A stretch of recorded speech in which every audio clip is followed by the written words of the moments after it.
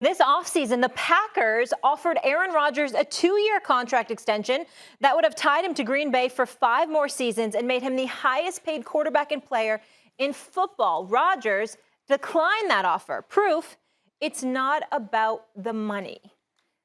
Good morning, everybody. Welcome into First Take. Stephen A., I will start with you here. Does this mean Rodgers leaves the Packers? Well, first things first. Good morning to both of you. Good morning.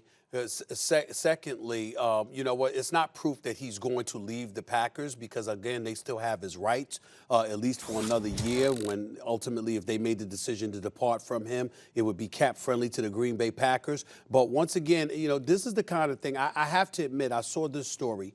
I saw this breaking news from the great Adam Schefter himself, and I was utterly disgusted.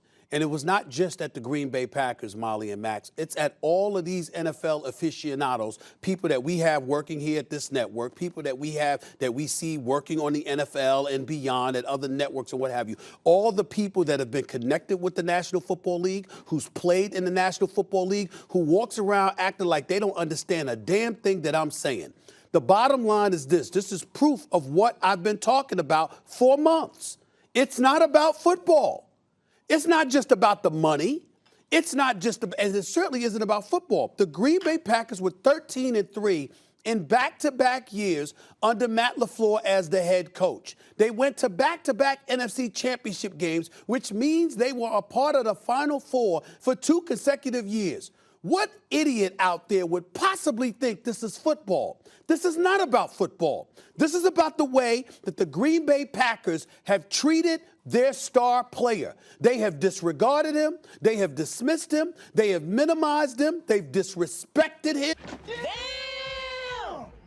And he said, bump y'all. Enough's enough. And to me, to watch and listen to people who are experts on the National Football League, who know football back and forth, who I'm proud to call colleagues, who have forgotten more football than I will ever know, but are prideful men who would speak eloquently and ad nauseum about the need, the zest, the craving for respect, to act like you can't comprehend what the hell Aaron Rodgers has been saying all of these months, this entire offseason, is beyond me.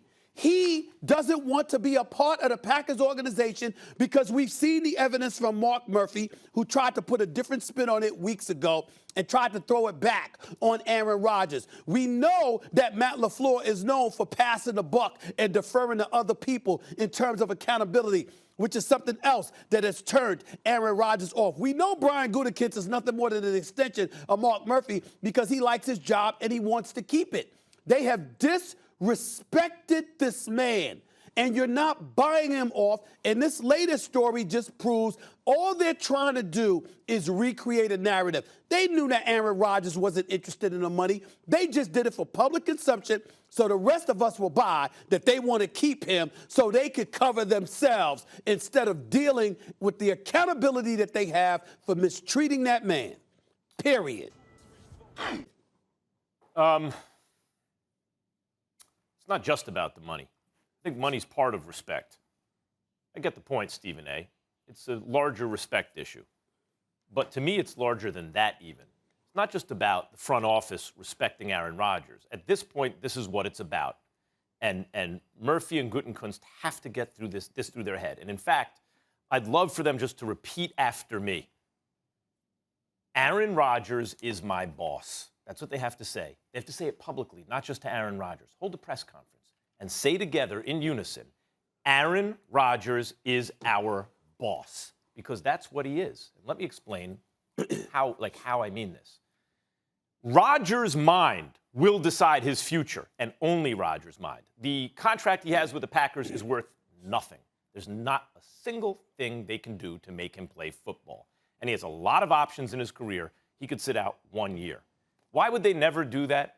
Because they could get at least 3 first-round draft picks and other stuff for Rodgers. So if your choices, and you know he has lots of options, and your choices are a bounty like you can't believe to rebuild your franchise, and it's already very good except at quarterback if he leaves, or nothing, who in their right mind would take nothing? Now, I know it rankles NFL people for someone to kind of like step out of line. because it's a military game with military roots, West Point, and it's a war game, right? You're taking territory and all this stuff. And so they don't like insubordination. They like everyone to know their place, and the players stay here, and the general managers here, and so on. But things have changed. The quarterback is so important now that Tom Brady's the boss.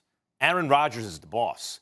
And it doesn't come to this in Kansas City because it doesn't have to. Patrick Mahomes is the boss. But certainly Rodgers is. And this reminds me, I have one more point to make. Sure. This reminds me of Dan Gilbert with LeBron. Dan Gilbert was under the impression he was calling the shots. Remember how his little temper tantrum letter he wrote after LeBron left, as though Cleveland had done a single thing for LeBron? Every owner would have done the same thing if they had LeBron James. Then he got it through his head eventually. Okay, I got it. LeBron's the boss. It was too little, too late. They should not make that mistake here. Rodgers is probably gone, but they should at least try to change his mind. He is the deciding one, and they have to try to get him to change his mind about them. Here's number 2. Stephen A., could you imagine this? I know, like, everyone's thinking Denver if it's the AFC. If it's the NFC, you know, the Saints still haven't named a starting quarterback, right?